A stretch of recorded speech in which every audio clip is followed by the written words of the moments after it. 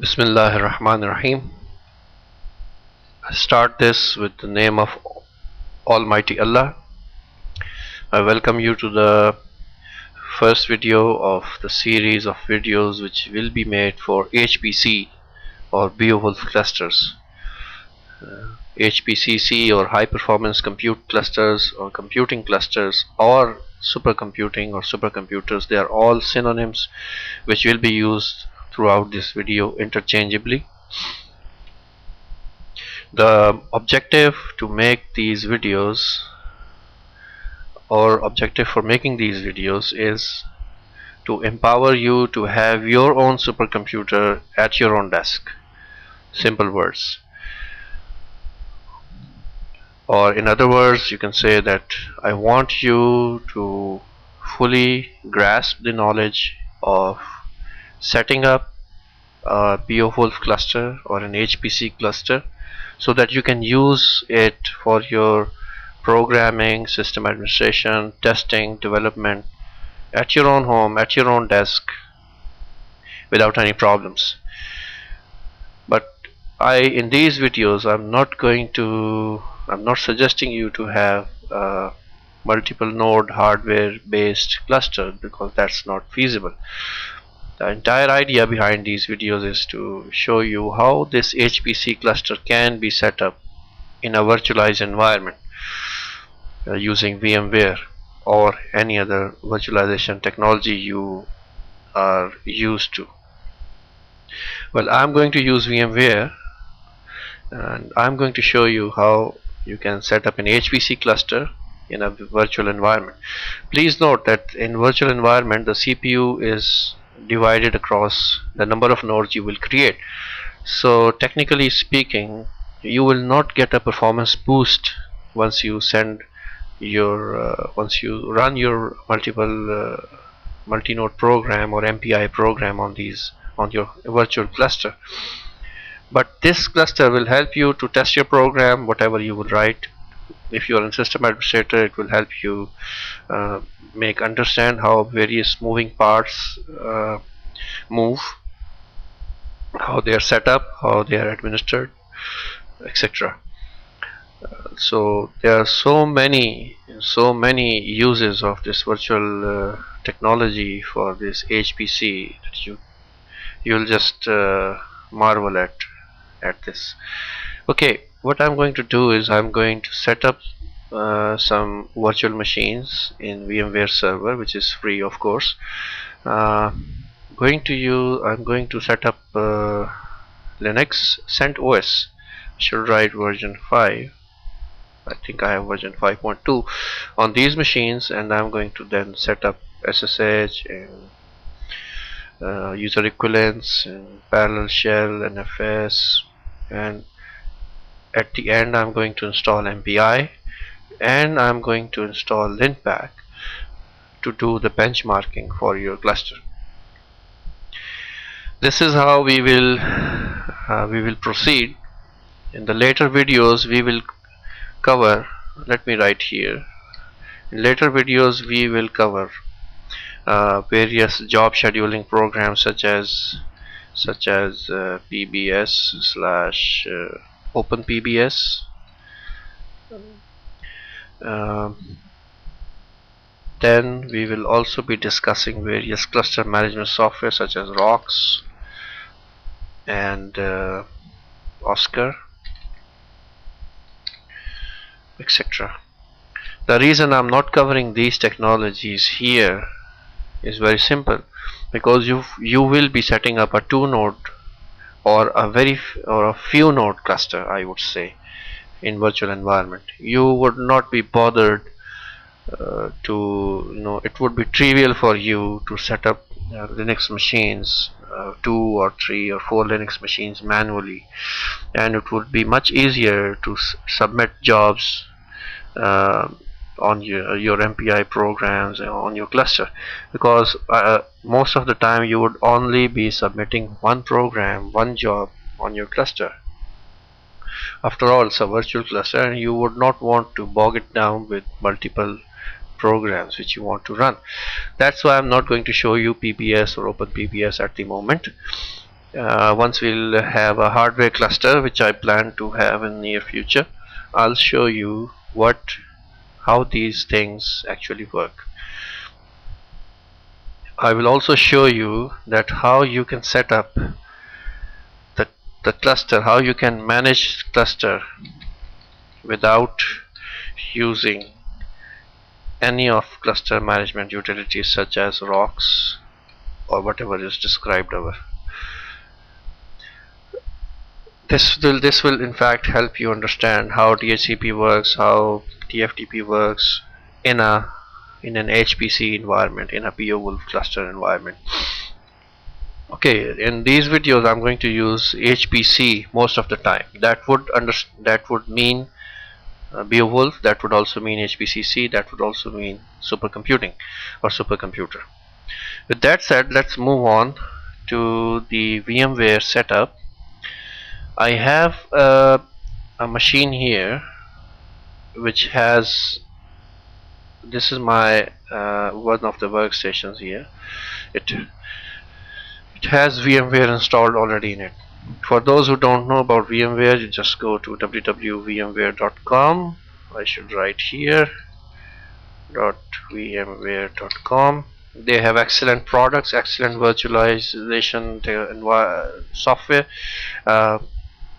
Most popular is VMware Workstation. Then they have VMware Server, which was previously known as VMware GSX Server. It's now free. And they also have VMware ESX Server, which is now being used for production environments across the world. Excellent tool. So download VMware Server from this vmware.com. It will require some registration, and that is all. Okay, so that said, let's fire up our browser and let's have localhost :822. Once you set up VMware, you would get VMware access URL as this one on 822 on simple HTTP. You can also use HTTPS localhost 833. So accept this certificate permanently. Okay, fine. You will get the same interface: root, password, Red Hat. Okay, so this is how VMware Server's new interface looks like. Alright, this is how the VMware interface looks like through the web browser. This is a cluster which you can see on the left side, these nodes in front end. It's already defined. This is being used for some Scali experimentation. Scali is again a cluster management software. Scali is now known as platform. You can go to platform.com and check that. Anyway, we're going to leave these nodes as it is, and we are going to go to virtual machines, and we are going to create virtual machine. I'm going to create a virtual machine in my standard data store, and I'm going to name this as Beowulf. Let's call it HPC master. Next, and it's going to have Linux operating system. It's going to have 2.632-bit was CentOS. It should be here. Red Hat. Okay, Red Hat 5 32-bit. Click this and then press next. Okay, the size I'm going to give to the master node is the size of RAM I'm going to give to the master node. It's going to be, let's say, 1 GB, 024 MB. I have 4 GB of physical RAM in this machine.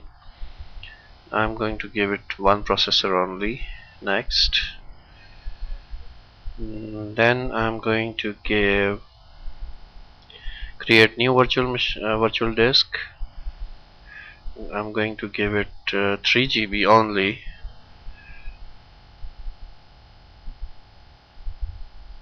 and none of these options actually need any settings, so just 3 GB. Location is standard data store, and this will be the name of the file.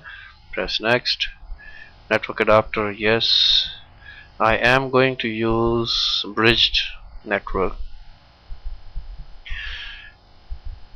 and use physical D drive, no. I'm going to use an ISO image which I have here in my data store CD images.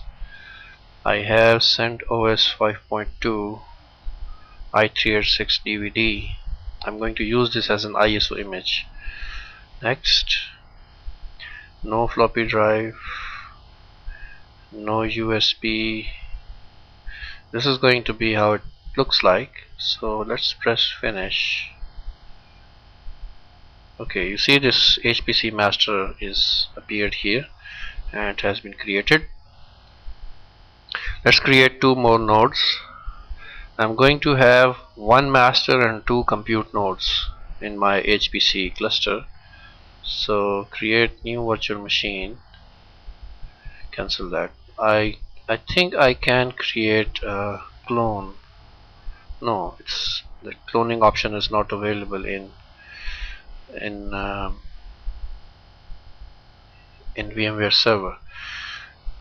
Okay, so I'll create another machine. I'll use standard data store. I'll name it as HPC node 1. Next, I'm going to create Linux, Red Hat Linux 5. What is this? Red Hat Linux 5 32-bit. Next, going to give it 1 GB of RAM, one processor, create new virtual disk. I'll give it 3 GB. Next, network adapter, yes. I'm going to give bridge network to this one as well. I'm going to give ISO image to the CD drive, which is going to be CD images CentOS 5.2. okay, press next.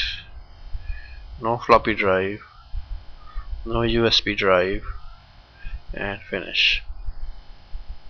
Okay, one more node to go, so let's create new machine. Let's call it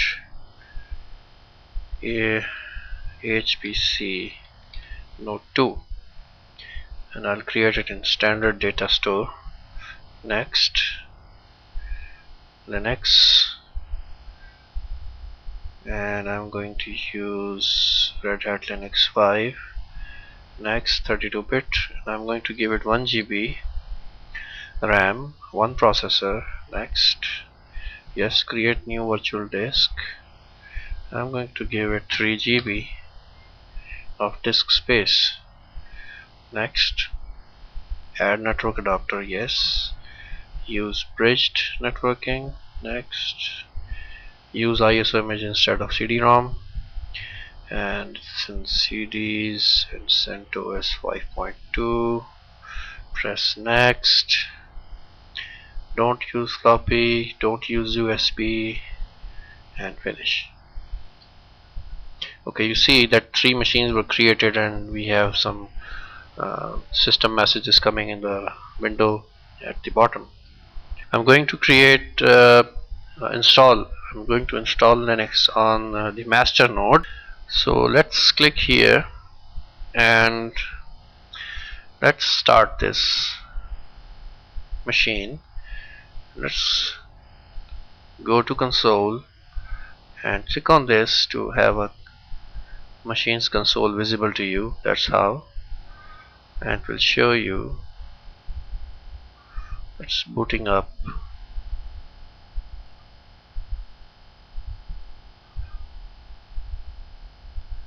Come on.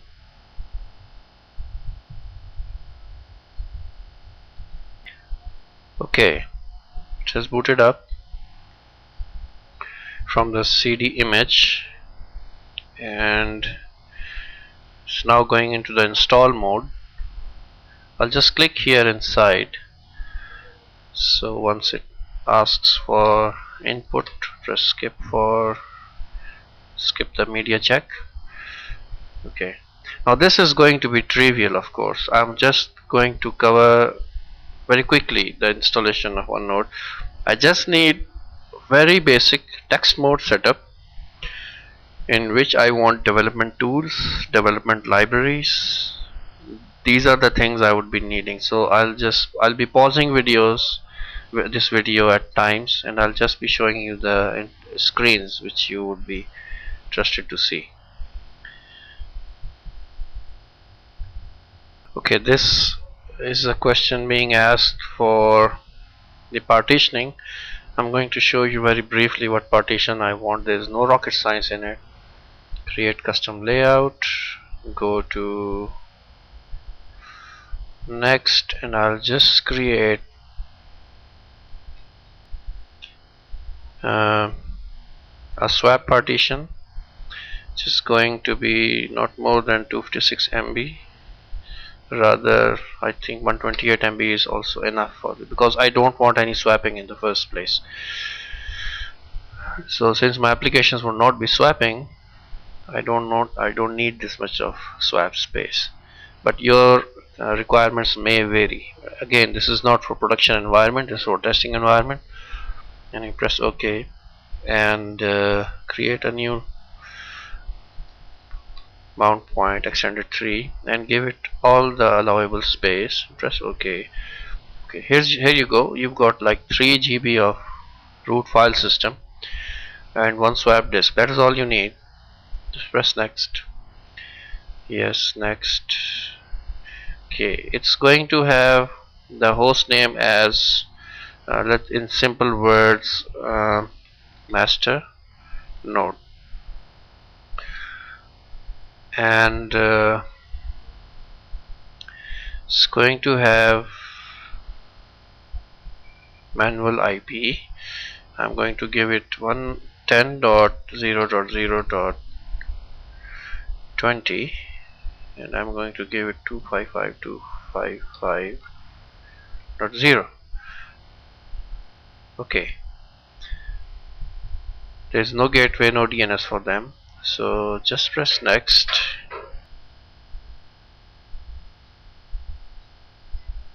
Okay, press continue. We don't want any gateway, no DNS, and let's specify your time zone, which is going to be somewhere around here, I suppose. System clock doesn't use.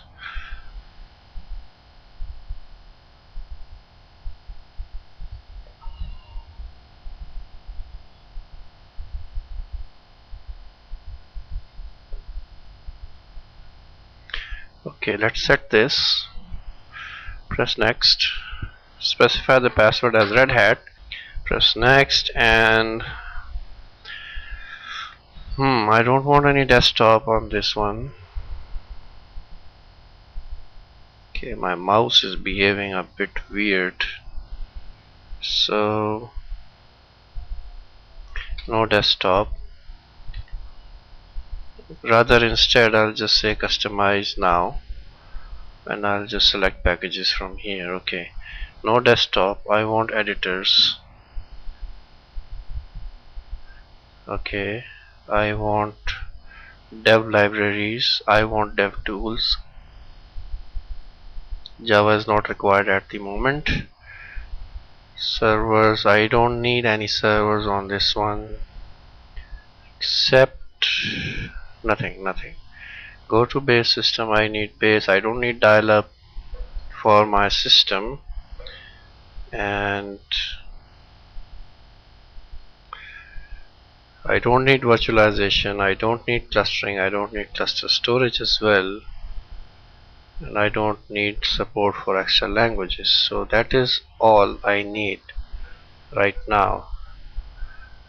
Alright, so just move to next, press next to start installation, and soon we'll be done. So I'm pausing the video here. Alright, this system is now completely installed, so let's select reboot from here.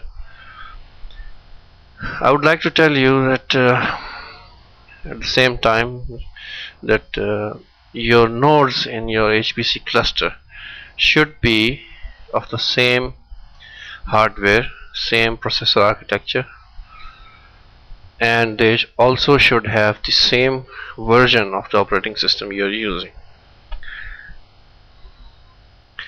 Our system is now booting up, so this is how you would install Linux. Of course, you all know how to install Linux on a virtual machine. Now we've got 2 more nodes to go on which we need to install Linux operating system. Now what I can do is I can set this up, this machine, I can disable extra services on this. I can once I'm happy with the configuration of this system, I can simply try a trick of copying the files from the backend in VMware, because this version of VMware server does not support cloning. So what I'm going to do is I'm going to shut down this server, this system, this virtual machine, and I'm going to copy its disk file. Let me show you. Okay, so it's turned off. Let's go to the back end and cd/cd vmachines, and we have this HPC master directory, which we have these files. As you can see, this is your virtual machine disk file. This is only consumed 1.6 GB. So I'm going to copy this file, and let's see if I have HPC node 1, yes, minus LH. I have 4 files there: vmdk, vmst, and so and so. So what I'm going to do is I'm going to copy this vmdk file from here and overwrite this vmdk file here, and vmsd file as well, but this is only 0 bytes, so I don't need to change it. So by doing that, I would be able to sort of clone, and I'm going to save the time of the actual installation on each node in VMware. So here, let's do that. Copy hpc master.vmdk to /hpc node 1 HPC node 1 vmdk. Overwrite yes.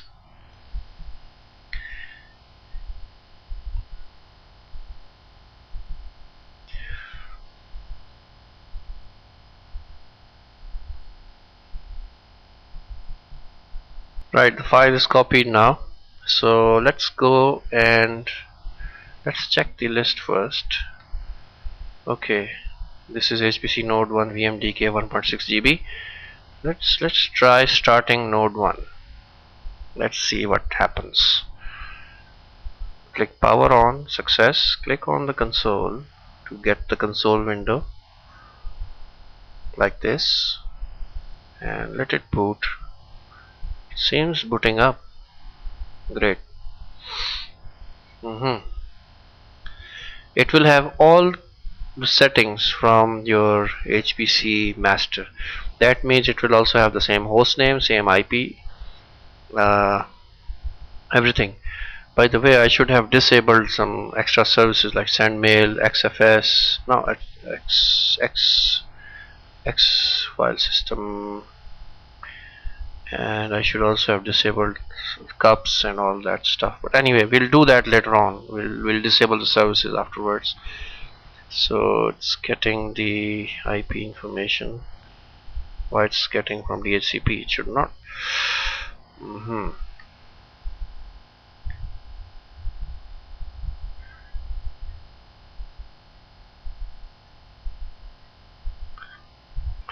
Okay, so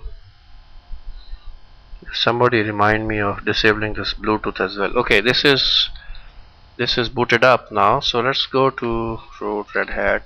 Of course, it seems like master node, but it is not. It is, as you can see here, this is HPC node 1. We'll change that. In the same way, I'll do the second node as well, and I'll adjust the host names. Let me show you just very quickly.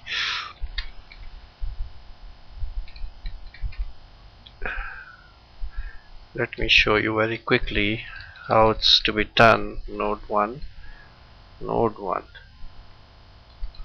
Okay, and the IP is going to be sysconfig network scripts ifconfig ethernet 0. It should not get its IP from DHCP. It's going to be static. IP address is equal to 10.0.0.11. Yes, right, this is going to be 11. Net mask is equal to 255.255.255.0. that is all. So yeah, one more thing, etc hosts. Let's delete this IP version 6 line. Let's go here, change this master node, remove this master node at all. So it should just look like this at the moment. I'll do the other configurations afterwards. So that's all.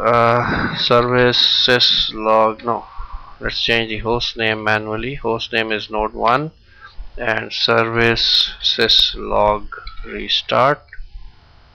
That will make sure that the logs in the various log messages now gets written correctly. Shift G. You can see as soon as I've restarted syslog, the logs here, it says node 1 now. Before it was master node. Okay, anyway, quit that and let's give it a reboot, and I'll just stop this video here as well. I'll do the other node while this video is stopped. I'll fix the IPs and I'll come back to you with all 3 nodes with Linux installed, with their services disabled and all that stuff, very basic stuff. And then we'll also not use this VNC setup. We'll just be using a smaller screen, and we'll also be using only the SSH window because we don't need this anymore. Okay, thank you for watching, and let's go ahead for part 2 of this video.